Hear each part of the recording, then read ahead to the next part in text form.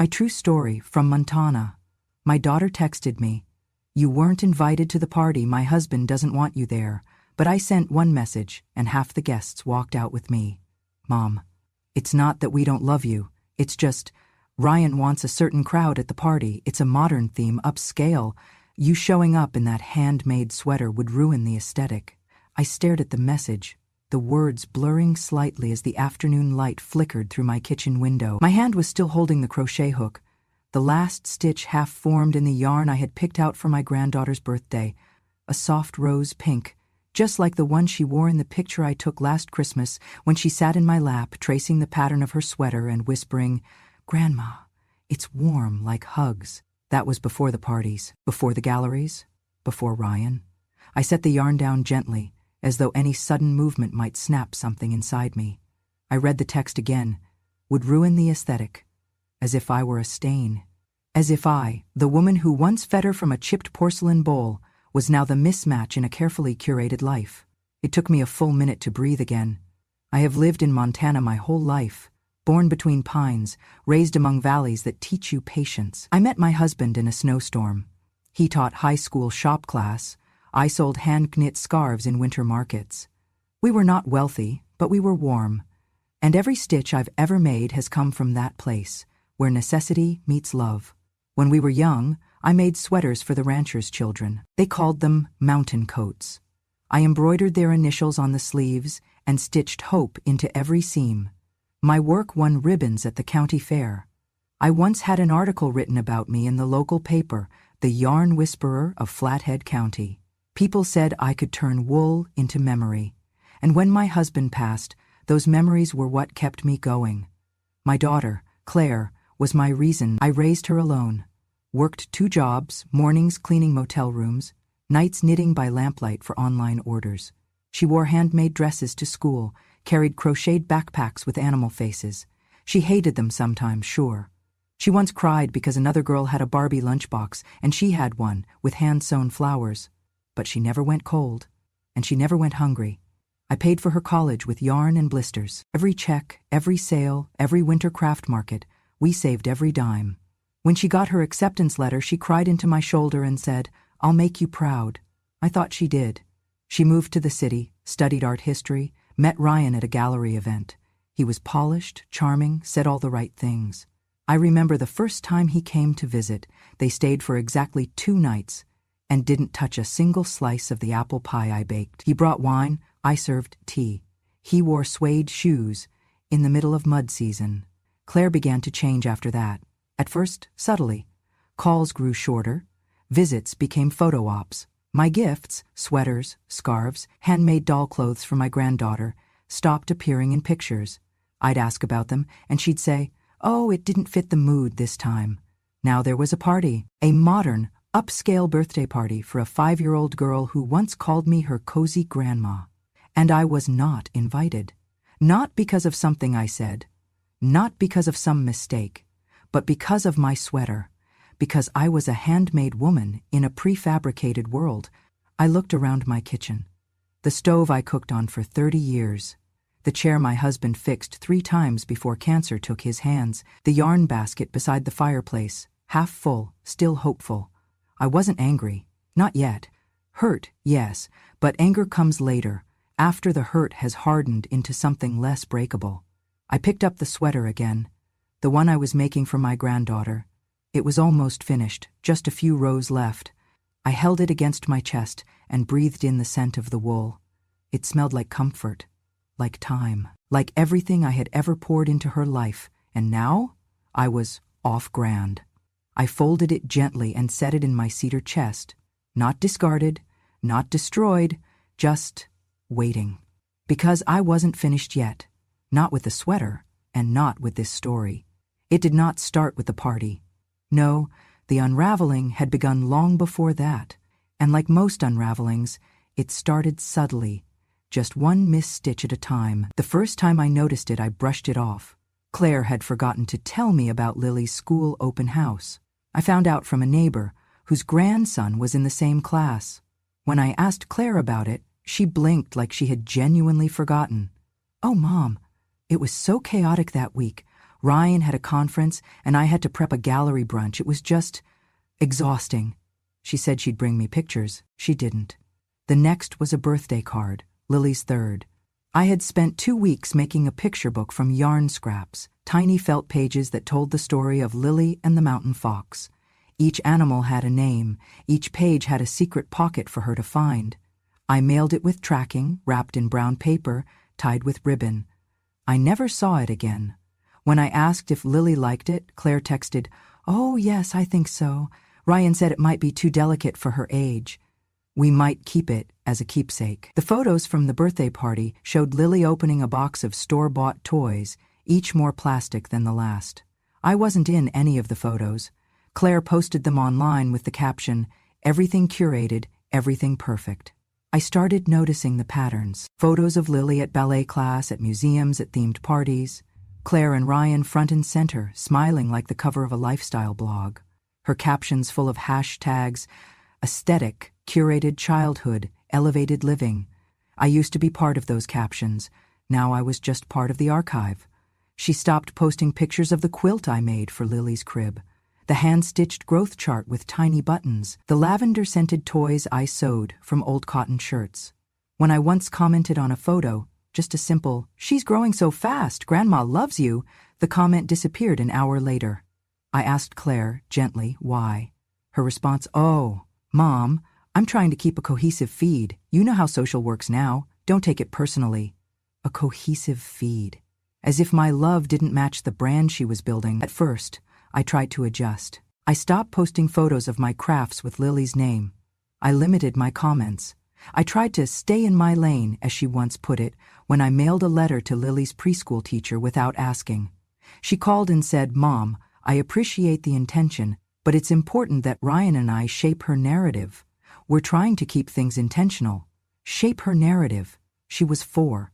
The last time I visited their house, I brought cookies, the same oatmeal chocolate chip recipe Claire used to beg for as a teenager. I walked in and was greeted by Ryan with a stiff nod. No hug, no eye contact. He looked past me as if he were checking to see if I'd brought someone else. Claire took the cookies and smiled. But that smile? It was brief, plastic, and expired by the time it reached her cheeks. They served espresso from a chrome machine that looked like it belonged in a showroom. Their kitchen smelled of imported oils and scented candles, not cinnamon or sugar. Everything was white, sterile, not a single child's drawing on the fridge, not a single thing handmade. Lily came running in wearing a tiny trench coat and shoes that cost more than my entire pantry. She hugged me, fiercely. That night, she asked if I would tuck her in. I said yes, of course I would.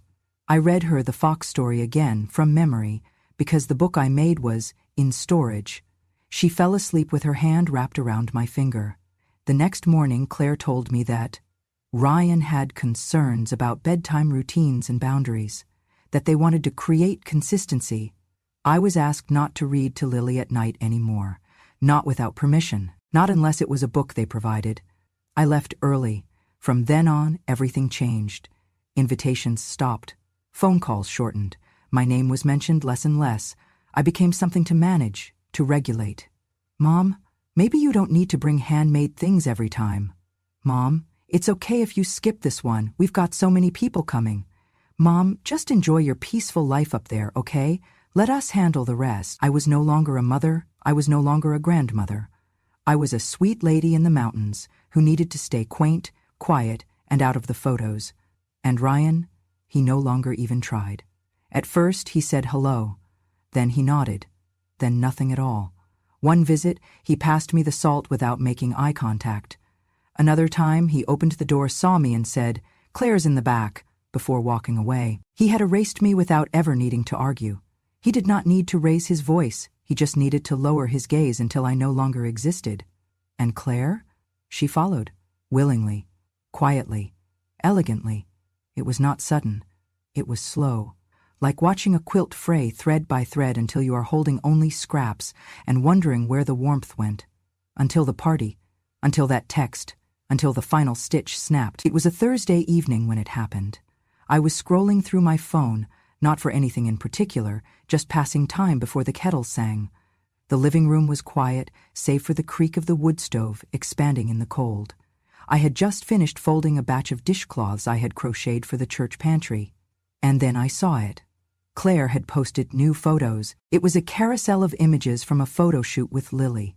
Outdoors, golden light, expensive camera filters.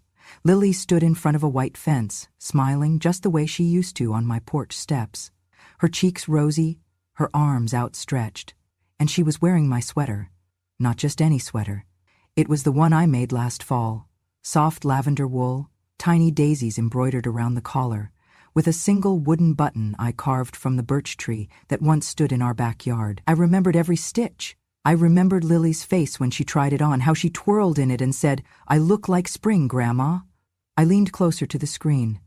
But the caption stopped my breath cold.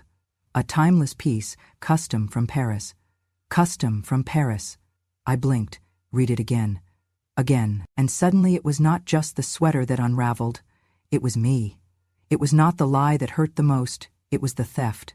The rewriting of truth so easily, so casually, as though my hands and my hours and my heart had never existed, as though warmth, real warmth, could be bought in a boutique or filtered through a hashtag. She had erased me. Not with cruelty, but with convenience. The photo had over 400 likes. Compliments poured in. "So chic. Parisian babies are the cutest. Your daughter has such great taste." Not a single soul knew that the hands who made that sweater had bled once threading that daisy needle. That I had picked that shade of lavender because Lily once said purple made her feel like a fairy. They did not see the hours, the warmth, the care. And maybe they never. I set the phone down, carefully, as if it might explode.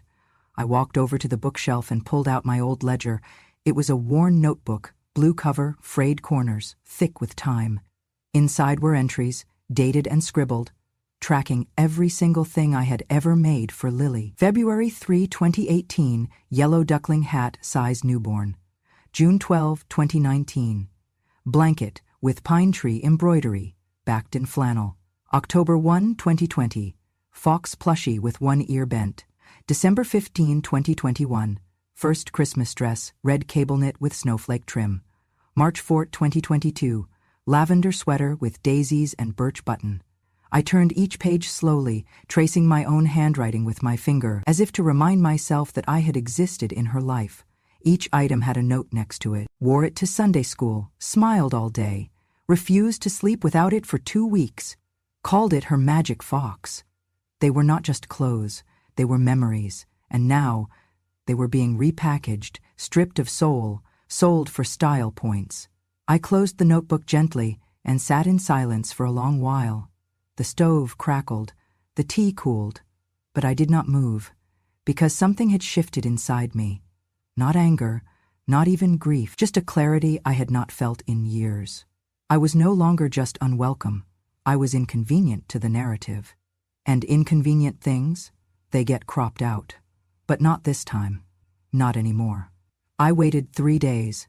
3 days after the Instagram post, 3 days after seeing Lily in the sweater I made, described as if it had come from a Paris showroom instead of my quiet kitchen. I told myself maybe Claire had not meant to lie. Maybe the caption was for marketing. Maybe it was just careless. But deep down I knew better.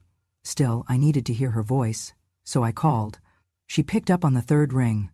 "Hi, Mom," she said, breezy, distracted. I could hear ambient music in the background, soft piano chords, the clink of glass, like she was somewhere polished. I swallowed. "Claire, I saw the pictures of Lily." A pause. "Oh, did you like them?" "She looked beautiful," I said. "The sweater looked good on her."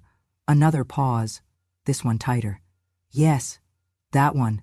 There was no mention of where it came from, no apology, not even acknowledgement.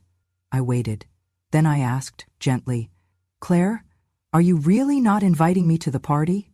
She exhaled sharply, like I had asked something exhausting. "Mom, it's not that we do not love you." My hand tightened around the phone. "It's just, the event has a certain flow, aesthetic. You know how Ryan is about energy and presentation. We're hosting it in the gallery space this year. Minimalist, clean, modern. There's a vision. The decor, the lighting, the outfits. You showing up in one of your sweaters would confuse things. I stared out the window. Montana snow was starting to fall again, soft and slow, dusting the bare pine branches. My world was white, quiet, true. Confuse things? I asked. She hesitated. Mom, people come to these events for a certain feel. It's more than just a birthday party. It's also about the brand, the experience. I'm not a brand, I said softly. There was another long pause. Then her voice changed, sharper now. Mom, don't do this. Don't make this about guilt. This is about direction. Ryan and I are building something. We're trying to move forward. People don't go to galleries to look at wool scarves anymore. That's just not where the world is. I didn't speak, because there was nothing left to say. It was not about the sweater. It was not about a party. It was about erasure. It was about cutting away anything that did not fit the version of herself she was curating for strangers, including me.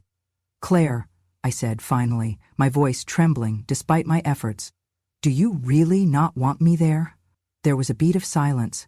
Then she said it. Mom, please don't ruin this. People are coming for something beautiful. They're not expecting to see fleece and folk stories. My heart slowed. She might as well have said it outright. You're the past. You don't belong here. I nodded, though she could not see me. I understand. Okay, she said quickly, almost relieved. Thank you for being mature about it. I knew you'd get it. I didn't get it. But I ended the call. And when I set the phone down, it was like every vein in my body froze. The warmth of 3 decades of sacrifice, of motherhood, of bedtime lullabies and scraped knees and handmade meals, iced over in a single conversation. I sat in my chair and stared at the fire for a long time. Not crying, just quiet. Because when the blood stops flowing between mother and child, it is not loud. It is a silence so vast it echoes. That night, I could not sleep.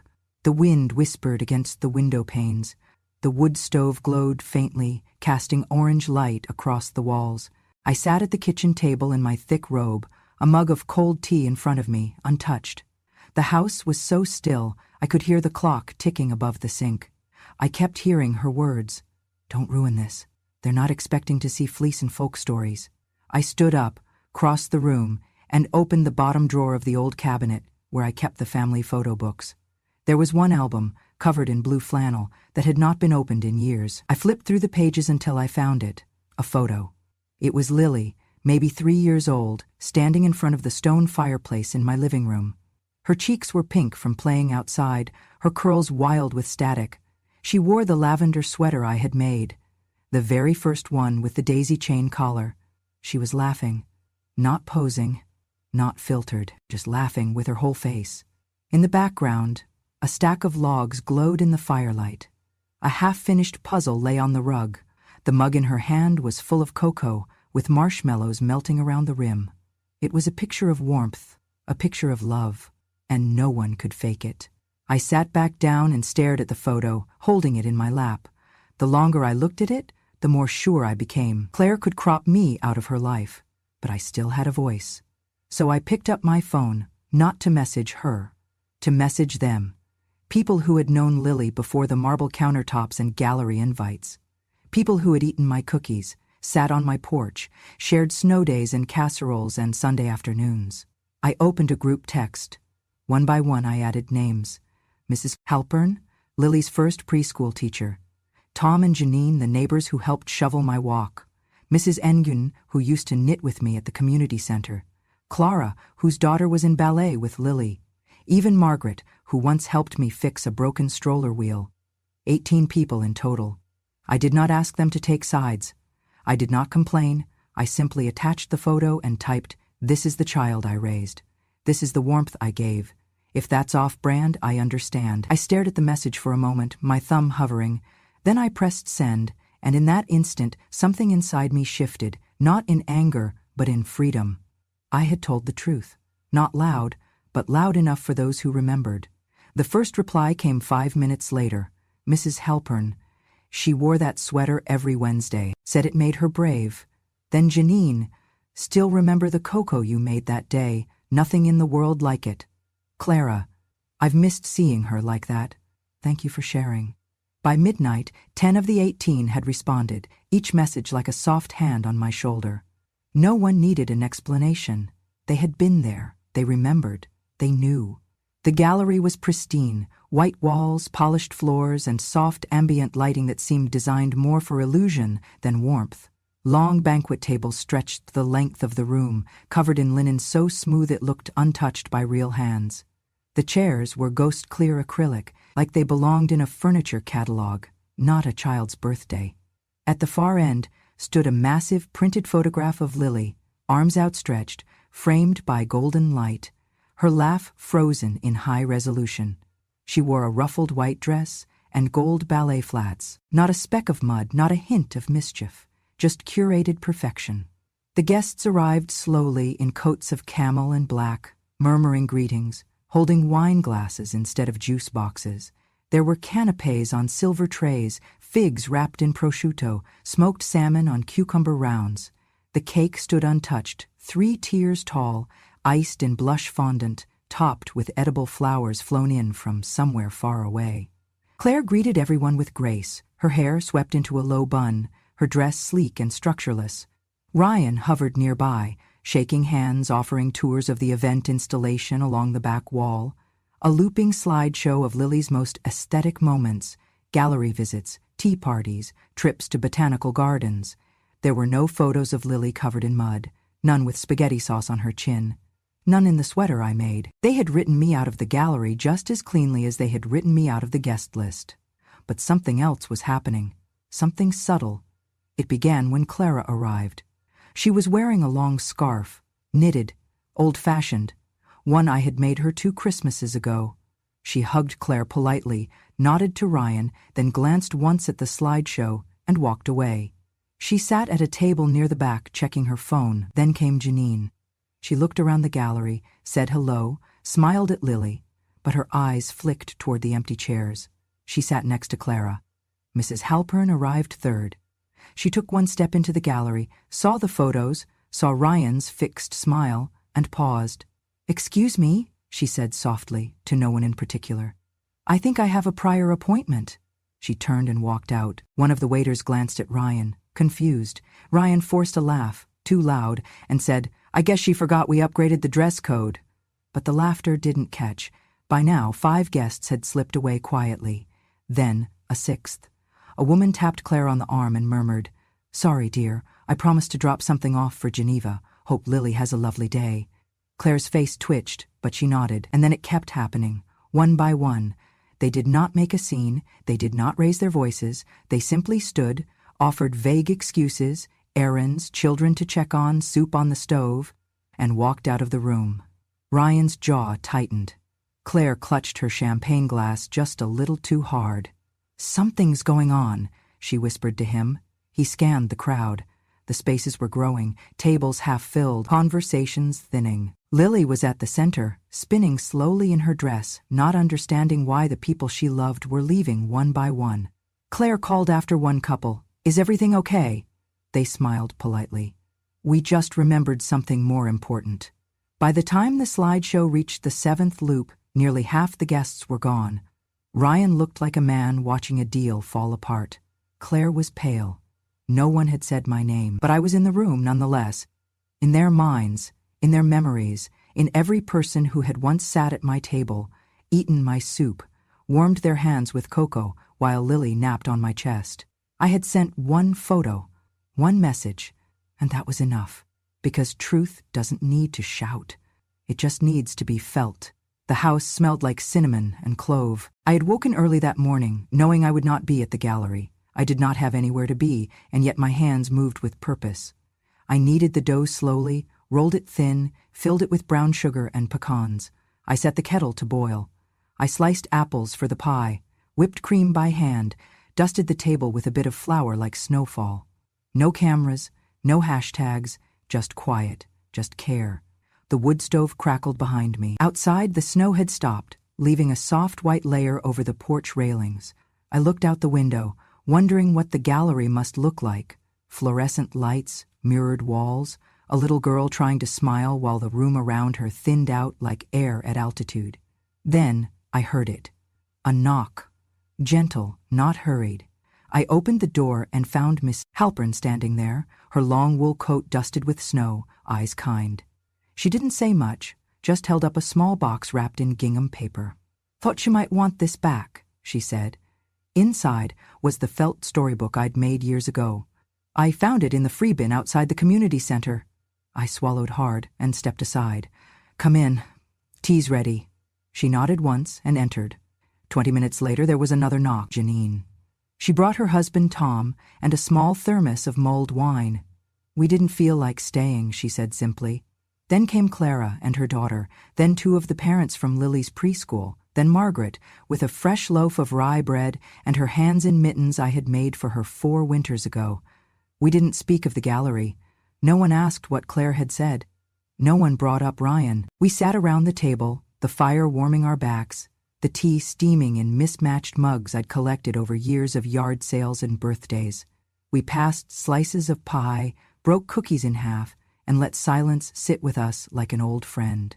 Someone mentioned Lily's laugh. Someone else remembered how she once tried to help me stir biscuit dough and spilled half the flour on the floor. Everyone laughed, and I sat there, listening. Not speaking much, just watching the room fill. Not with decor, not with lighting, but with memory, with truth, with people who had chosen warmth over walls. At one point someone said softly, This feels more like a birthday party," and we all knew what she meant. No curated photos, no luxury candles, just hands that made, eyes that saw, hearts that remembered. I brought out the sweater, the lavender one, the one with daisies at the collar. I passed it around. Each person touched it like something sacred. They remembered. Not just the stitch, but the story, the girl, the woman behind it, me. And in that small house in Montana, surrounded by firelight and friends, I felt something I hadn't felt in a long time. Not pride, not vengeance, but peace. The morning after the party, the snow had hardened into a quiet crust. It was the kind that blanketed everything in stillness, where even the trees seemed to be holding their breath. I moved slowly through the house, the floorboards creaking under the weight of old wood and older memories. I made my tea the same way I always had, loose leaves, boiled water, no sugar. I set it on the windowsill and watched the sky begin to brighten, pale and cold. And then I reached for the photograph. It was tucked in the bottom drawer of my sideboard, wrapped in an old scarf that still carried the scent of cedar and thyme. I unwrapped it carefully as if it might break, though I knew what truly might break was me. Lily, 3 years old, standing in front of the fireplace, wrapped in the lavender sweater with the daisy collar. Her arms were open wide, like she was about to take off, her cheeks flushed from the heat of the fire, her hair curling around her face in soft spirals, wild and honest. And her smile, unfiltered, unposed, untouched by anything curated, just joy, pure, unshaped joy. The kind you do not get from a camera setting or a caption. The kind you earn through hours of quiet, of presence, of putting the child first before the world had a chance to shape her into something else. I wiped the glass with my sleeve, careful not to smudge the corner where the light caught her eye. Then I walked to the fireplace and hung it back where it had always belonged, centered, just above the mantel, just below the place where the ceiling cracked a little in winter. Claire had taken it down years ago when she last stayed here, said it looked too rustic, that it did not match the new aesthetic of her life. But now it was back, and next to it I pinned a small piece of cardstock, cream-colored, edges trimmed with pinking shears. I wrote on it, slowly, with the same fountain pen I had used to sign every school permission slip and every birthday card. Love isn't curated, it's handmade. I stepped back, looked at the photo, the sweater, the glow. That felt right.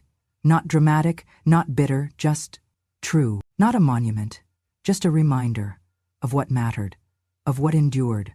I sat down in my old armchair, the one with the cushion that had molded to the shape of my spine, the one where I had stitched the very collar Lily now wore in that photo. My hands rested in my lap. The yarn still sat in the basket beside me, half spun into something new. The fire in the stove whispered like an old friend, telling me I had done the right thing. The warmth inside my house didn't come from the thermostat. It came from knowing I had never been absent, only hidden, by someone else's story. And then, without really planning to, I did something I hadn't done in years. I pulled a sheet of paper from the drawer, took a breath, and I began to write. A letter. To Claire. No anger, no blame, no tally of wrongs, just truth. I told her I remembered every sleepless night she cried as a baby, how I rocked her in the crook of my arm while the wind howled outside our cabin, how I mended her favorite blanket when it tore and she sobbed like the sky had split, how I sewed her Halloween costumes even when I was too tired to see straight because I wanted her to feel like magic. I reminded her of the soup I used to make when she was sick, how I never let the fire go out in winter, how I saved every single crayon drawing she made and taped them to the fridge like they were rare museum pieces. And then I told her that Lily had been mine first, not in the way courts or hospitals define it, but in the way time defines it, in the way that only lullabies sung in the dark and mittens pulled over tiny hands and stories whispered into sleepy ears can define it.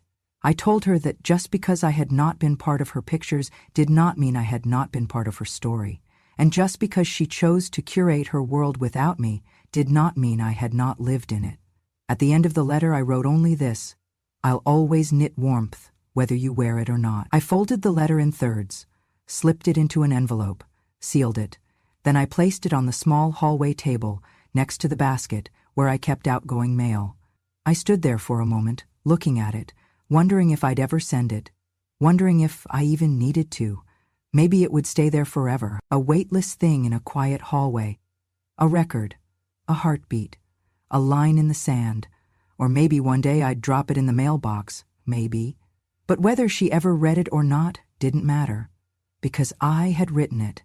I had said the words, and sometimes that is enough, because love, real love, does not perform. It does not parade or pose or caption itself for others. Real love is handmade. It's late nights and quiet mornings. It's stitches you make and never undo.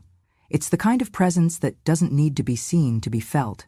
And in the stillness of my home, fire crackling, photo hanging, kettle humming its soft song, I knew that everything that mattered still lived here, not in a gallery, but in this room, in this sweater, in this story, and in the love that shaped it all, whether the world saw it or not. Spring came late that year. Montana winters tend to overstay their welcome, like an old ache that flares up even when the calendar insists you should feel better by now. But one morning I opened the door and smelled thaw. The snow had melted into the soil, and small green shoots peeked through the patch near the mailbox. The creek behind the house, frozen for months, had begun to babble again. You learn to recognize these signs, living here long enough. Not all changes come with thunder. Some just start dripping, quietly. It was a Thursday when the envelope disappeared from the hall table. I hadn't planned to mail the letter to Claire. I'd told myself the words were for me, that I didn't need her to see them, but maybe some part of me did. I had left the envelope by the door for weeks, then one morning I walked it to the mailbox without thinking. I tucked it between a seed catalog and a flyer for roofing services and closed the rusted metal door. No ceremony, just letting it go. What happened next wasn't immediate. No text, no call. But 5 days later, a package arrived. It was small and brown, the handwriting on the label oddly familiar but stiff, like someone trying to write neatly after years of typing. My name, my address, nothing else. I opened it carefully, heart tapping uncertain beats against my ribs. Inside was the sweater, the lavender one, folded neatly, and on top of it a note, not long, just a few lines. She wears it every night now, refuses to sleep without it, says it smells like home. I think maybe I forgot what that meant. Thank you, Claire. No apology, but something softer than that, something closer to acknowledgement. I'd held the sweater for a long time, brought it to my face. It smelled faintly of lily, of shampoo, crayons, and something sweet. I smiled, tucked it back into the box, didn't reply. Not yet. Let her sit with it. Let her feel the weight of what she had almost erased. Over the next few weeks, other small things followed. A photograph slipped into my mailbox, Lily standing in a park, holding a handmade stuffed fox I'd thought had been thrown away. No caption, just the image. Then a voicemail I let go to the machine. "Hey, Mom, just checking in. Hope the snow's melted up there. Lily asked if we could visit sometime. No pressure." Still no apology. Still no declarations. But the ice was thawing, and that was enough. Not every bridge needs rebuilding. Some just need to stop burning. I spent that spring doing what I always did: baking, knitting, walking the trails behind the house. Evelyn from down the road stopped by with jam. I made her tea. We didn't talk about Claire. We didn't need to.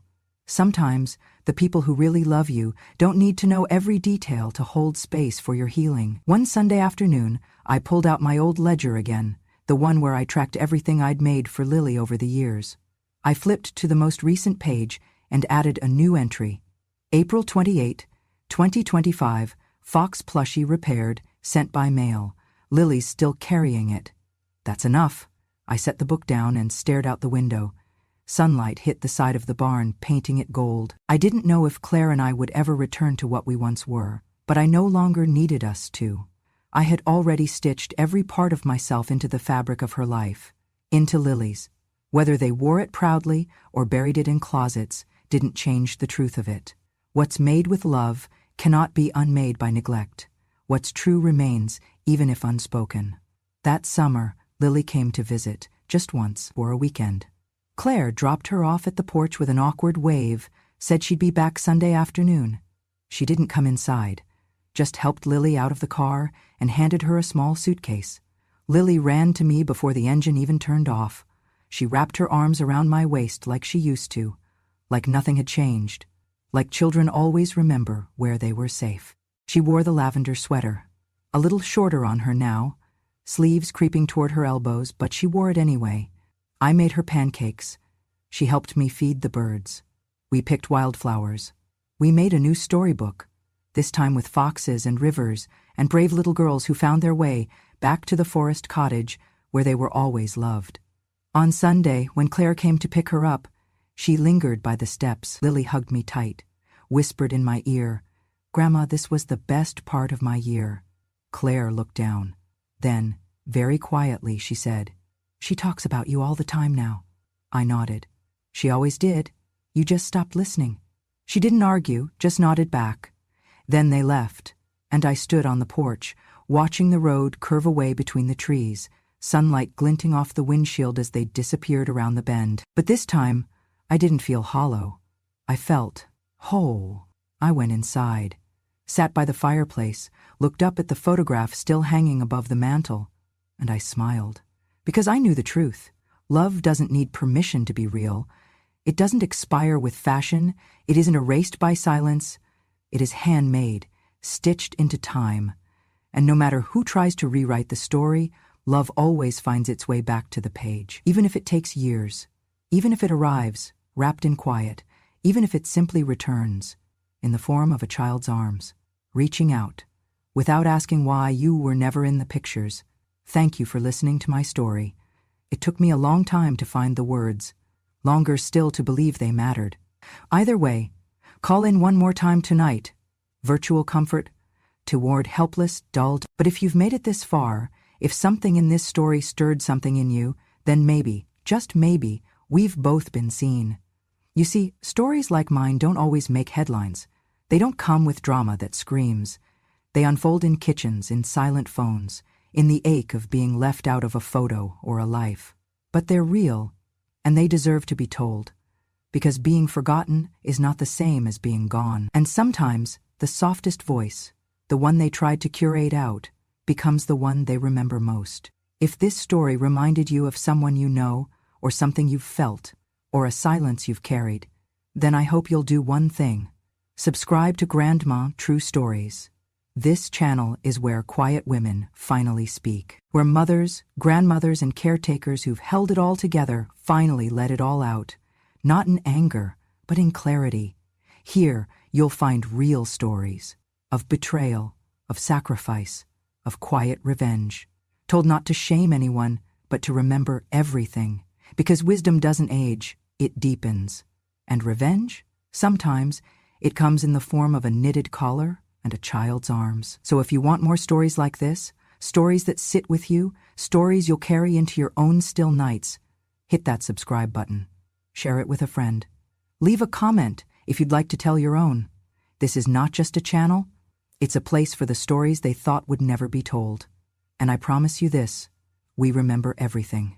And now, finally, so will they.